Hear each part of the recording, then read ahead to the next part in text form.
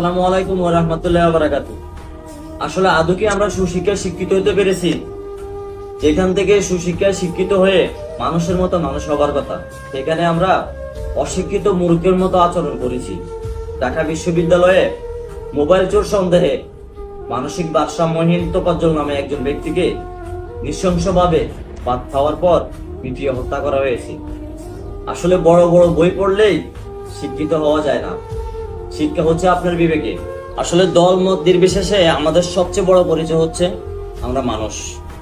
আমি বুঝি না একটা মানুষ হয়ে একটা মানুষকে কিভাবে এভাবে নৃশংসভাবে হত্যা করতে পারে।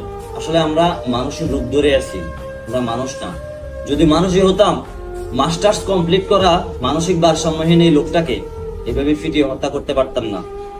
যারা এই হত্যার সাথে জড়িত আছে তাদেরকে খুব দ্রুত আইনের আওতায় এনে দৃষ্টান্তমূলক শাস্তি দেওয়া